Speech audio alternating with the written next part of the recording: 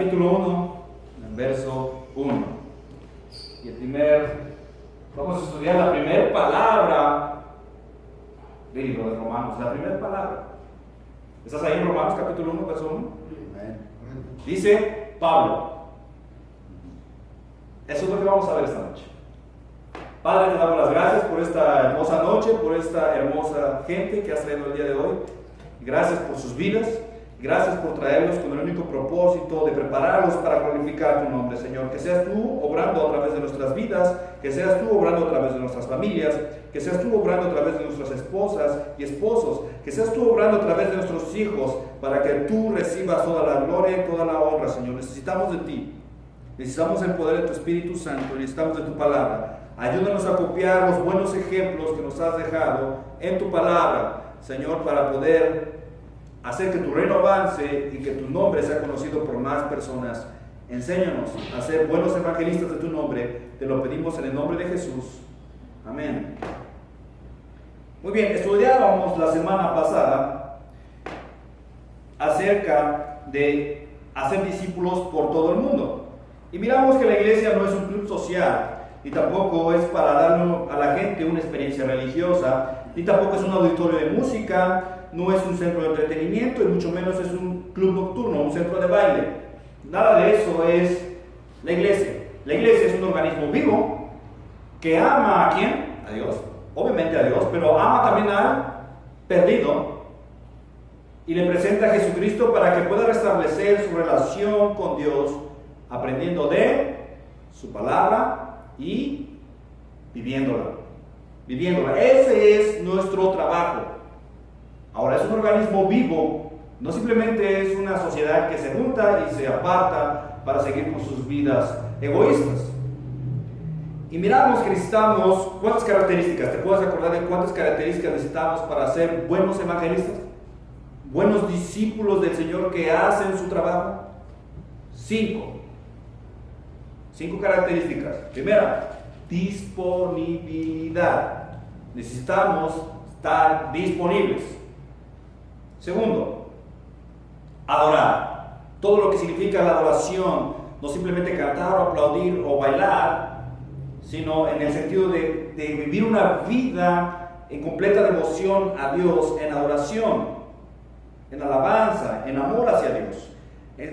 La siguiente característica era el someterse a su voluntad, el someterse a sus mandamientos, someterse a su autoridad. La siguiente era ¿qué? Obedecer. Exacto, obedecer.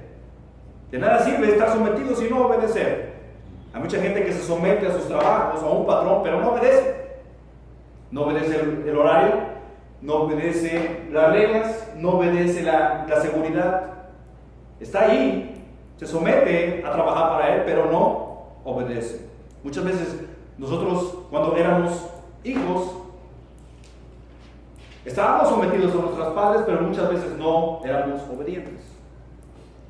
Y por último, necesitamos de el poder. Todo esto no serviría si no tuviéramos poder ¿de quién? ¿De nosotros?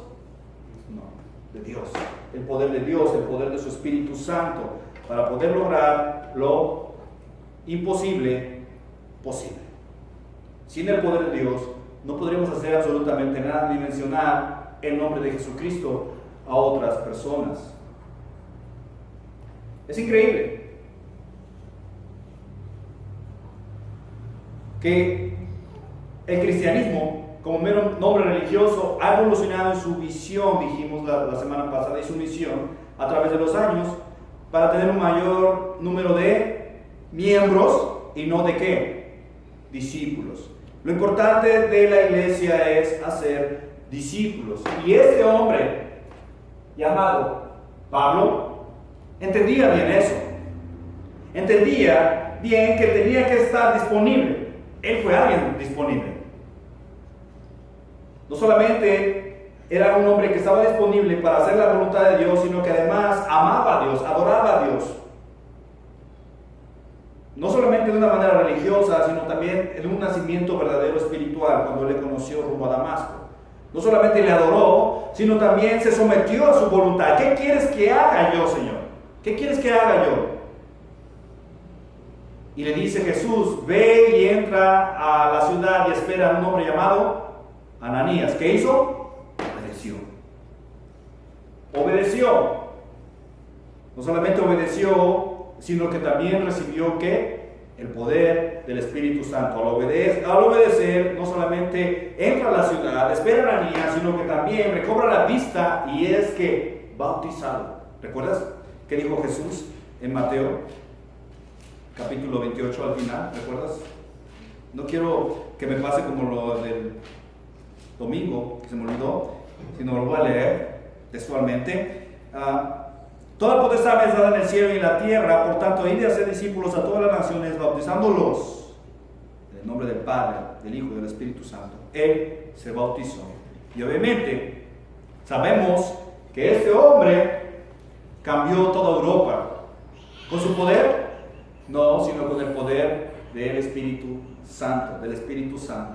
Ahora, pregunta, ¿quién era Pablo? ¿Quién era Pablo? ¿Dónde puedo conocer a Pablo? ¿Tiene Facebook? No, no tiene Facebook. No puedes ir a Facebook y buscar el perfil de Pablo. No tiene Instagram y nada de esas cosas. Hoy podemos tener una completa historia de Miguel en Facebook. Poder conocer su familia, sus hobbies, qué le gusta, dónde trabaja, a qué se dedica. Podemos conocer a Miguel a través de Facebook. Pero a Pablo solamente le podemos conocer a través de lo que ha dejado sus cartas. Y muy poco acerca de Pablo podemos encontrar en sus cartas. No habla mucho de él. Pablo no habla mucho de él en sus cartas. Pero sí podemos encontrarlo. ¿En qué libro? ¿En qué libro podemos conocer aún más a Pablo? En el libro de los Hechos. En el libro de los Hechos, a partir más o menos del capítulo 9 hasta el final, se trata de Pablo. Le dice, Hechos de los Apóstoles es el nombre del libro, ¿sí o no? Pero en realidad no fueron los apóstoles hablando de los 12 apóstoles, sino hablando de solamente 2 apóstoles. ¿Cuál es el primero? El primer apóstol que es mencionado en el libro de los Hechos es Pedro. Y el segundo nombre más mencionado en el libro de los Hechos es Pablo. Entonces, es la historia, en realidad, de Pedro y de Pablo. ¿Dónde podemos conocer a Pablo? En el libro de los Hechos. Así es que, mira a mis notas sobre el libro de los Hechos, sobre el libro de la vida de Pablo. Pablo significa pequeño. ¿Alguien conoce al pequeño? La primera vez que lo conocí fue la manera en que me bautizó, pequeño. ¿Recuerdas? Y también se le quedó el sobrenombre de pequeño. Me acuerdo mucho de eso. Este era su nombre en griego. Pablo era el nombre de Saulo en griego. ¿Por qué en griego? Bueno, es como hoy en día tenemos a hijos de mexicanos que tienen nombres de mexicanos, hombres en español, pero también al papá se le ocurre ponerle nombres en inglés. Brian, Michael, no sé, algún ejemplo de algún nombre que tenga esa combinación entre español y inglés. Stephanie es un nombre en español o en inglés. No, de los dos. Bueno, pero ¿estás de acuerdo que hay personas que le ponen 2 nombres a sus hijos? No 3, digamos 2. Por ejemplo, mi hija Michelle se llama Michelle Aroleya. Michelle es de origen americano o inglés, anglo, y Aroleya, créanme no, pero creo que hasta donde sé es de origen brasileño o portugués. Entonces son 2 idiomas completamente distintos. De esta manera, Pablo se llamaba así. ¿Por qué? Porque Pablo tenía 2 ciudadanías. No era mexicano y tampoco era gabacho. No. Era judío, Y además era romano. Era judío y era romano. Y eso tiene mucho poder. Créanmelo o no, tiene mucho poder. Porque tener dos ciudadanías te da muchos privilegios. ¿Estás de acuerdo? Tener dos ciudadanías te da muchos privilegios. Te da muchos privilegios. Si tú eres ciudadano americano, entiendes qué es eso. ¿Estás de acuerdo? En fin, su nombre en griego es Pablo. Y su nombre en hebreo es Saulo. Saulo. Mejor dicho, Saúl. Saúl. Sabemos que el primer rey de Israel se llamaba Saúl. Saúl. Además, Saúl era ¿qué? ¿De qué tribu era? ¿Era del DF? No. ¿Era de Michoacán? Tampoco era de Michoacán. Él era de la tribu de... No. De la tribu de Benjamín. De la tribu de Benjamín. Saúl, el primer rey de Israel, era de la tribu de Benjamín. El siguiente rey de Israel es el rey ¿qué? El rey David. El rey David era de la tribu de...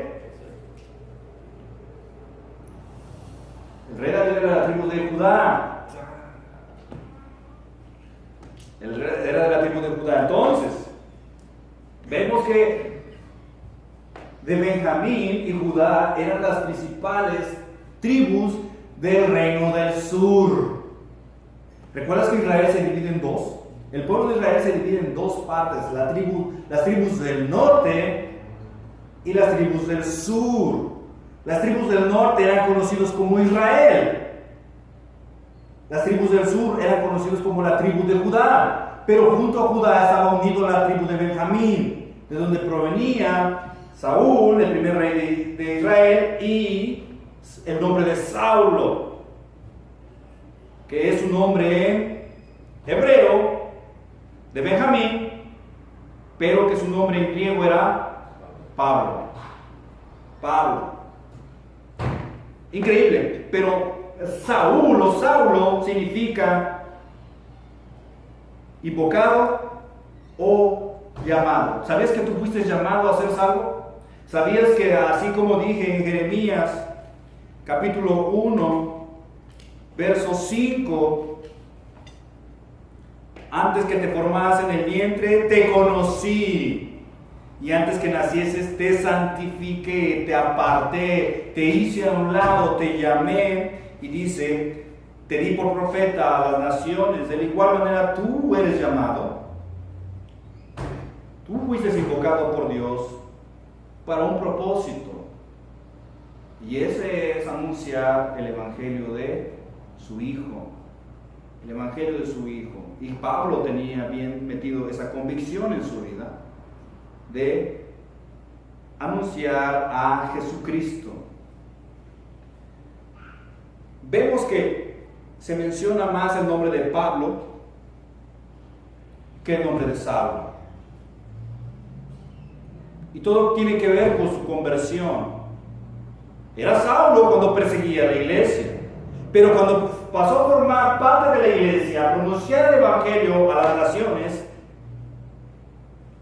se dio a conocer como Pablo, pequeño. A nadie le gustaría que, bueno, eso es ahorita ya lo común entre tú y yo, decirnos pequeño, pero créeme que alguien orgulloso de su nombre no le gustaría que le llamases pequeño, débil o insignificante. Oh, ahí viene insignificante. Hoy llegó aquel que no vale nada. Simplemente ese era el nombre de este gran hombre de Dios.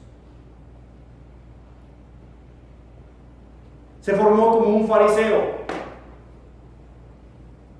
Él había nacido en una ciudad llamada Cilicia, más conocido como Tarso.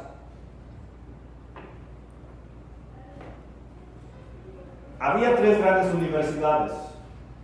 Una universidad en Atenas, otra universidad en Alejandría y otra gran universidad en la ciudad de Tarso. Muchos jóvenes querían ir a viajar a la ciudad de Tarso y aprender filosofía. Era lo más increíble en esos tiempos para aprender. Muchos jóvenes griegos o romanos querían aprender filosofía. ¿Qué será lo que más les gusta hoy a los jóvenes aprender? ¿Será como ser abogados? No sé, tal vez médicos. No, en ese tiempo no. Los jóvenes querían ser filósofos. Hoy no, la gente se muere de hambre y ya no estudia filosofía.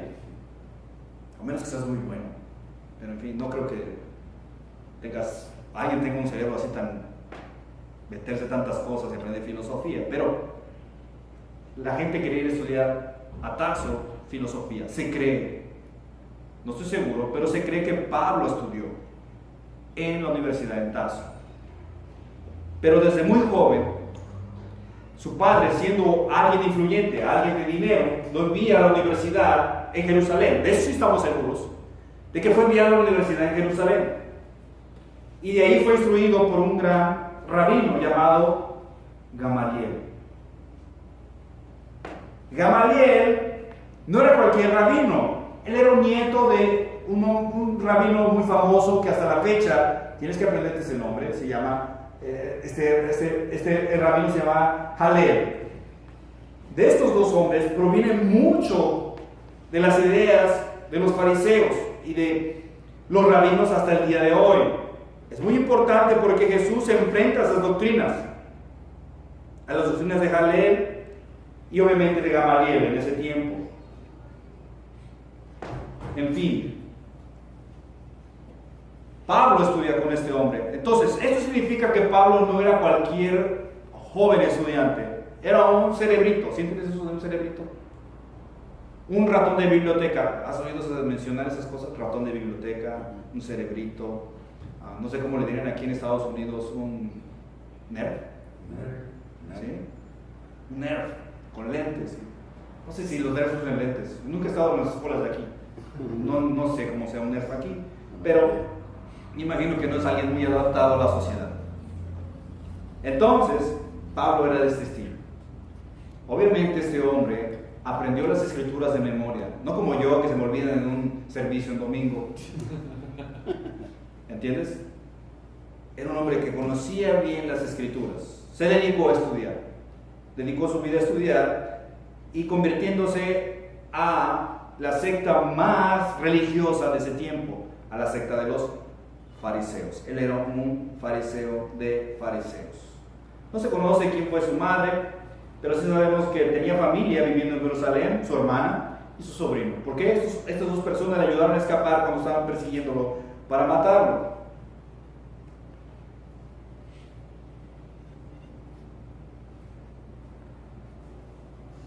En México, cuando ibas a la escuela, a la universidad, después te daban a hacer un trabajo social. Tenías que aprender un oficio, un trabajo, para poder graduarte.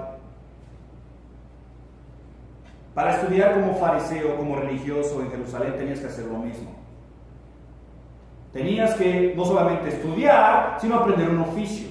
Y Pablo aprendió a hacer un oficio y eso era hacer tiendas de campaña. Pero, ¿y por qué tiendas de campaña? Hoy en día, la gente que vive en Palestina, en aquellos lugares, muchos de ellos no viven en casas. ¿Estás de acuerdo? Si has mirado esas cosas, no viven en casas hechas de concreto o de madera. Viven en tiendas. No es una tienda como la que tú llevas a acampar a Staco Park o a Coa o a Ley Casitas.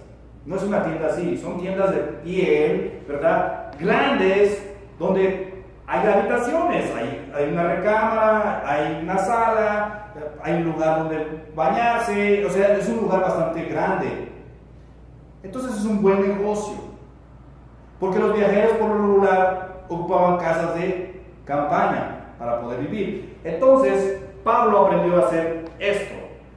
Él aprendió a curtir la piel y a trabajar con la piel para fabricar casas de campaña y poder movilizarse. De esa manera fue como él pudo ir al mundo y evangelizar. Tenía que trabajar y eso es lo único que sabía hacer. Entonces, mientras él evangelizaba en el mundo, trabajaba. Se menciona muy rápido su historia, pero pasaba los sábados enseñando en las sinagogas, enseñando en las casas, y entre semana se la pasaba trabajando. Tenía un trabajo normal como tú y como yo.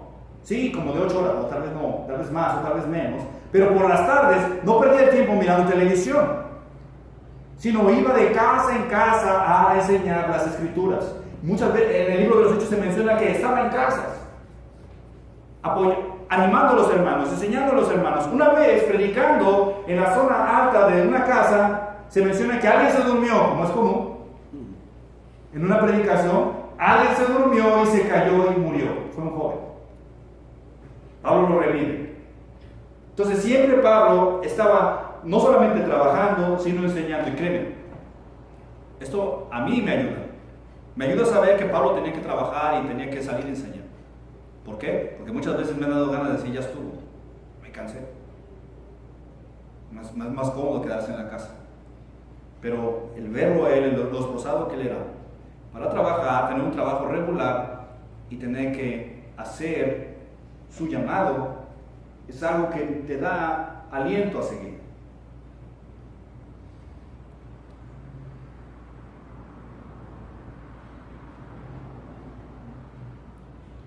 No hay mucho detalle en cuanto a que volvió a Tarso, regresó a Jerusalén, porque él no conoció directamente a Jesús. No se menciona a Pablo en los evangelios, no se menciona en ninguna parte, no se menciona que lo haya visto cara a cara o que haya estado en el concilio para condenarlo a muerte cuando Jesús estaba siendo condenado. No se menciona nada de eso. Así es que no sabemos nada acerca de Pablo más que aparece como siendo perseguidor de la iglesia. Hechos capítulo 9. Vamos a leerlo juntos.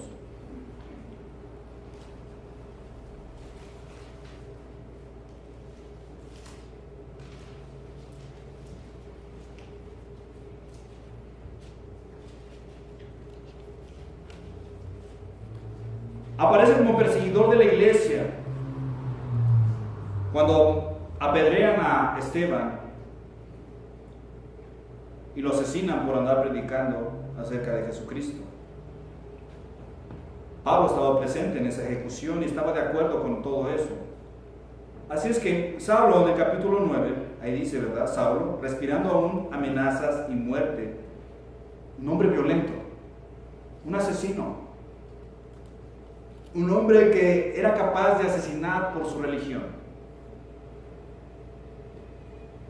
Contra los discípulos del Señor, vino al sumo sacerdote, le pidió cartas, o sea, autorización para las sinagogas de Damasco, una ciudad muy importante que hoy todavía aún existe en la ciudad de Siria y donde hay problemas de guerra en este momento. ¿Sí has oído sobre esas noticias? Siria, guerra, Rusia, ISIS. Todo está ahí metido ahorita en Damasco. En fin, seguimos. A fin de que vayase algunos hombres o mujeres de este camino. Esta era la manera en que se conocía a los primeros cristianos, los del camino del Señor, los caminos de Jesucristo.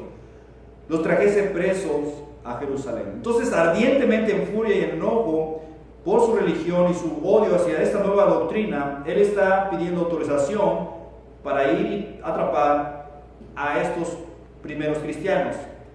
Dice verso 3, mas yendo por el camino, aconteció que al llegar cerca de la ciudad de Damasco, repentinamente le rodeó un resplandor de luz del cielo. Y debió haber sido un fuerte resplandor del cielo, porque si sabes algo sobre esto es en el desierto. ¿Has estado en Malibu cuando está haciendo mucho sol y no traes lentes? Lastima la luz del sol, ¿estás de acuerdo? Ahora imagina estar en el desierto sin lentes. El sol es muy fuerte. Entonces este resplandor debió haber sido aún más fuerte, de tal manera que lo dejó ciego, así es, lo dejó ciego. Tiene mucho sentido, ¿verdad? Cayendo en tierra, oyó una voz que le decía, Saulo, Saulo, ¿por qué me persigues? ¿Por qué me persigues? Y él dijo, ¿quién eres, Señor? Y le dijo, yo soy Jesús, a quien tú persigues. Dura cosa es dar cosas contra él al hijo. Y esto me encanta. Él, temblando, ¿Por qué? Porque él estaba consciente de las cosas que él estaba haciendo en contra de los seguidores de Jesús. Y ahora se le aparece Jesús diciéndole, ¿me estás persiguiendo a mí? Bueno, era más que natural estar temblando y temeroso. No solamente por eso, porque está en la misma presencia de ¿quién? De Dios. De Dios. Dijo, Señor, ¿qué quieres que yo haga?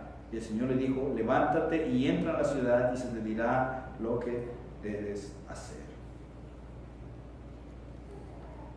Y él, no es como nosotros que nos da miedo a veces anunciar el evangelio a la gente. Él empezó a predicar en Damasco acerca de Jesús. Cuando él estaba persiguiendo a los seguidores de Jesús, ahora está enseñando su doctrina en las sinagogas. Esto causa el enojo de la gente y lo está buscando para matarlo. Así es que lo ayudan a escapar de la ciudad de Damasco y va a Arabia y se esconde por 3 años. Lo que yo sé de la palabra de Dios lo he leído. La revelación que viene a mí ha sido por lo que he leído a través de la palabra de Dios. Pero Jesucristo le reveló su evangelio a Pablo directamente. A mí me hubiera gustado que esto pasara a mí. Pero Pablo recibió el evangelio directamente de Jesús. No le fue predicado por ningún apóstol, ni por ningún discípulo de Jesús. Él dice y menciona que él no aprendió el evangelio de ninguna otra fuente, sino de Jesús directamente. Y eso es asombroso y realmente formidable, porque Pedro bien lo pudo hacer. Él estuvo con Jesús durante 3 años, Juan, pero este perseguidor de cristianos, y que se le diese esa revelación especial, creo que es especial, porque él no estuvo cerca de Jesús como Pedro y Juan. Fue algo especial que lo llevó a entender el poder de la gracia y empezar a predicar acerca de Jesucristo. Él regresa a Jerusalén, trata de conocer a los apóstoles, pero se le andaban escondiendo porque sabían que ese era el que perseguía la iglesia. Pero con la ayuda de Bernabé es introducido con los apóstoles, aunque no se menciona que haya conocido a todos directamente, sino a unos cuantos, pero después es enviado a otra ciudad, en Antioquía, y él empieza a enseñar allí. Después el Espíritu Santo lo aparta y emprende 3 viajes misioneros. Él realiza 3 viajes misioneros, deseando, por último, ir a Roma. Él quería ir a Roma porque se había enterado de que había una iglesia en Roma. Pregunta, ¿cómo surgió esta iglesia en Roma?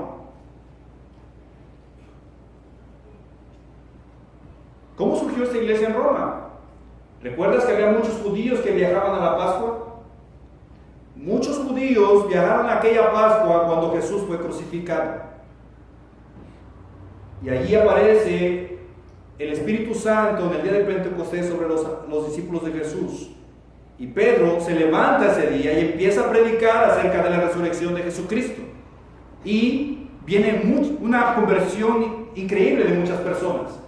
Muchas de esas personas venían de Roma. Cuando regresaron a Roma, ¿qué hicieron? Fundaron una iglesia. Se congregaron. Pero no tenían muchas enseñanzas acerca de ¿qué? De Jesús. Tenían muchas enseñanzas acerca de ¿qué? De la ley. Y Pablo deseaba que tuvieran una enseñanza especial. No la de la ley, sino la de la gracia. Por eso deseaba ir a Roma. Quería enseñarles algo. Quería cambiar su manera de pensar en la ley a la gracia. No solamente deseaba ir a eso, sino también deseaba ir para que sea conocido por él y que esta gente empezara a animarlo, porque Pablo necesitaba ser animado. ¿Por qué necesitaba ser animado? Tenía muchas dificultades, ¿sabías? Por el Evangelio. Jesús dijo que era necesario que este hombre sufriera por su nombre. Y realmente sufrió. Y necesitaba ser animado.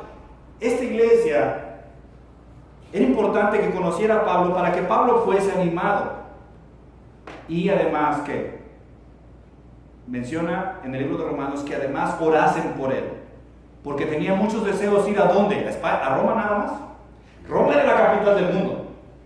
¿Cuál es la capital del mundo hoy en día? ¿Nueva York? No sé si sea Nueva York.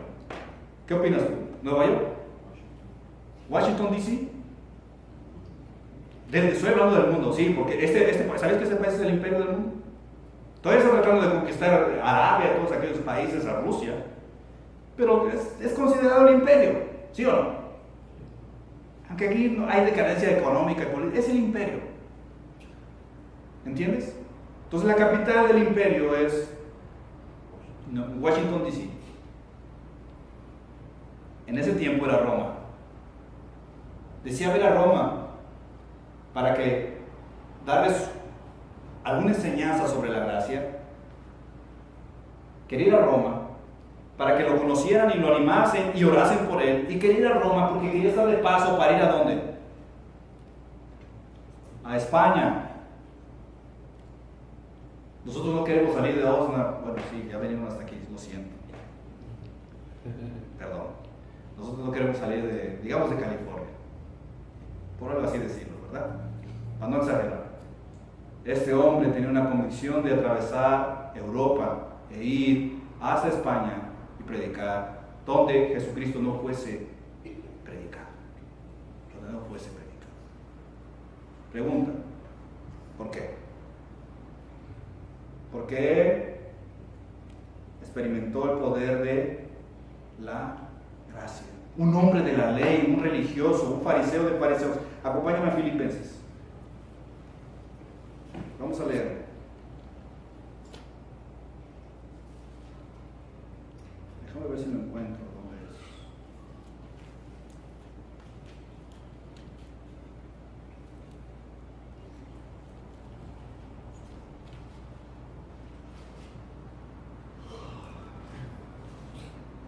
Filipenses capítulo 3.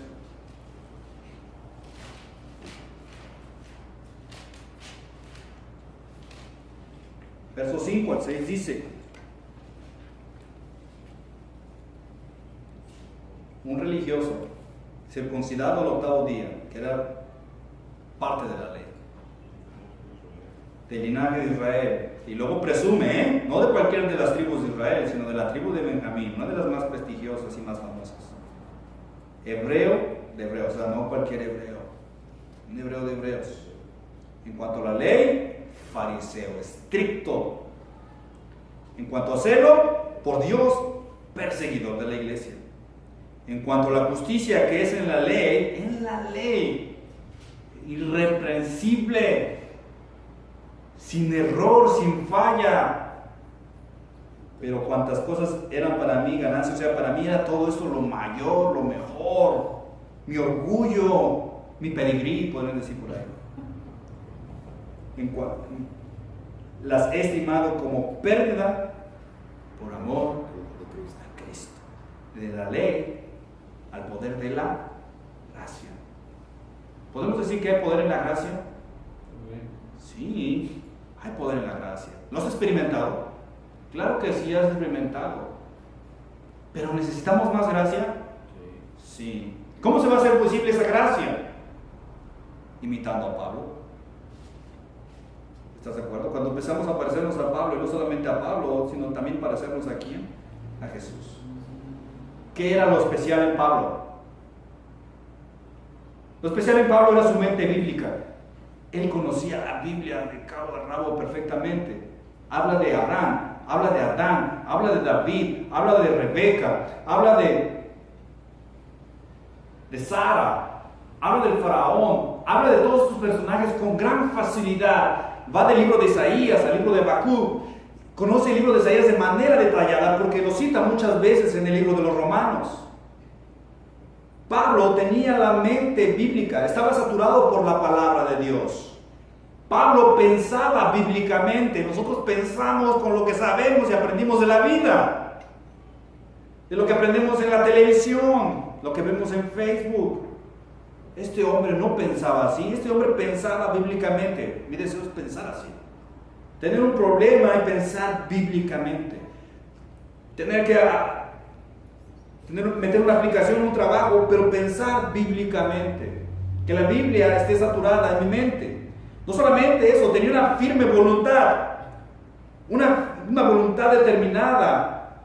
Era una persona indomable. Una vez lo apedrearon. Casi estaba muerto. Unos creen que se murió. ¿Y qué hace? Indomablemente se levanta y regresa una vez más a la ciudad a seguir predicando de Jesús. Yo hubiera salido corriendo como gallina. Era un hombre activo. Sí. Andaba en Asia, Europa, regresaba, iba y venía. No tenía carro. Tal vez andaba en caballo, en burro, pero tenía que usar mucho los pies para caminar. Era valiente, era esforzado, era un hombre comprometido, amaba a Dios. Sobre todo, amaba a la iglesia. Lloraba cuando sabía que la iglesia estaba en pecado. Anhelaba visitar las iglesias, anhelaba estar con ellos, anhelaba orar por ellos, anhelaba enseñarles, anhelaba acercarlos a Cristo. Tenía un fuerte amor por Dios y por la iglesia. Y su meta siempre se menciona que su objetivo era que tú has leído acerca de Pablo y creo que sabes que su objetivo era, siempre menciona glorificar a Dios. Entonces tenía una mente bíblica, era una mente y una firmeza de voluntad, tenía un corazón lleno de amor hacia Dios y hacia la iglesia, y su meta era glorificar a Dios. Todo este rollo, ¿para qué? Para que entiendas y entendamos de que hay buenos ejemplos que imitar, y este hombre es un buen ejemplo de imitar. Es un buen ejemplo de imitar. Por lo menos para mí, quiero llenarme más de la palabra de Dios. También, por lo menos para mí, quiero amar más la iglesia. Mi deseo es amar más la iglesia, no solamente dar migajas, dar más. Tener esa voluntad firme, comprometido a Dios. No solamente ese nivel en el que estoy, ir más allá. Y siempre mi objetivo es glorificar a Dios y no glorificarme a mí. ¿Entiendes? Creo que me comprendes cuando digo eso. Así es que Él dice, sed imitadores de mí, así como yo de Cristo. Imítenme a mí. ¿Quieres imitar a alguien? Imita a Pablo. También dice, por tanto os ruego, fíjate, os ruego. No dice les ordeno, les mando. Les ruego que me imitéis. Filipenses capítulo 3, verso 17 dice, hermanos, sed imitadores de mí y mirad a los que así se conducen según el ejemplo que tenéis en nosotros. La mejor manera de aprender es siguiendo a alguien más, imitando a alguien más. Escoge a alguien en la iglesia. Hay muchos buenos hombres de Dios en la iglesia, no perfectos, pero sí buenos ejemplos a imitar. Tal vez no dentro de la iglesia, pero hay otros hombres de Dios fuera de la iglesia que son buenos ejemplos a imitar. Y en 2 de Tesalonicenses capítulo 3 verso 7 dice, porque vosotros mismos sabéis de qué manera debéis imitarnos, pues nosotros no anduvimos desordenadamente entre vosotros. Pablo tenía una fuerte determinación, tenía una mente bíblica, amaba a Dios y a la iglesia, y siempre tenía el objetivo de glorificar a Dios. Ese es el llamado el día de hoy. Imitemos a Pablo. No que hagas un cambio radical y que tires todas tus cosas ahorita a la calle, no. Ve gradualmente. ¿Cómo? Lee tu Biblia. Llénate de la verdad de la palabra de Dios. Que eso cambie tu conducta. Que tengas una voluntad firme para la voluntad de Dios. Que tu corazón no solamente se llene de amor hacia Dios, sino también de tus hermanos. ¿Cómo eran las iglesias en el tiempo de Pablo? Eran pésimas. Eran iglesias pésimas. ¿Cómo son las iglesias hoy en día? Pésimas. ¿Cómo somos los hermanos? ¿Cómo somos? Somos pésimos. Somos pésimos hermanos. ¿Sí o no? Claro, soy egoísta. Pero aún así, tenemos que amar la iglesia. Tenemos que amar la iglesia.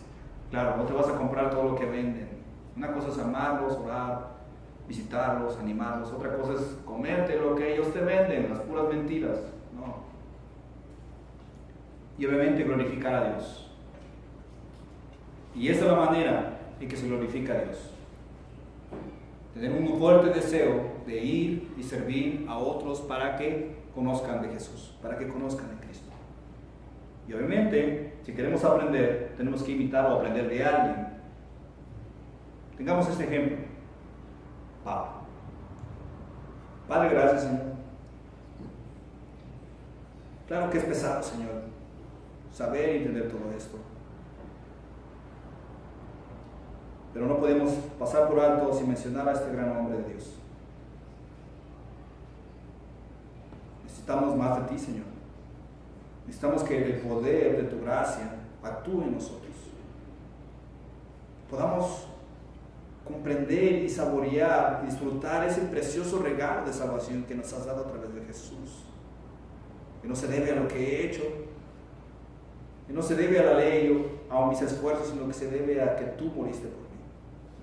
Que esa realidad se haga viva más y más en mi corazón y que esa gracia actúe más en poder, Señor, para poder anunciar el nombre de Jesús a otras personas.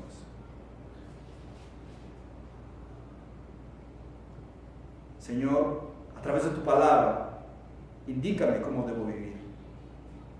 Indícanos cómo copiar o imitar la vida de Pablo. Y así tener ese mismo objetivo, esa misma mente de poder glorificar tu nombre. Que sea esa nuestra pasión, que sea este nuestro anhelo, nuestro deseo. Sabemos, Señor, que no somos perfectos, pero haz tú que se cumpla tu voluntad en nosotros.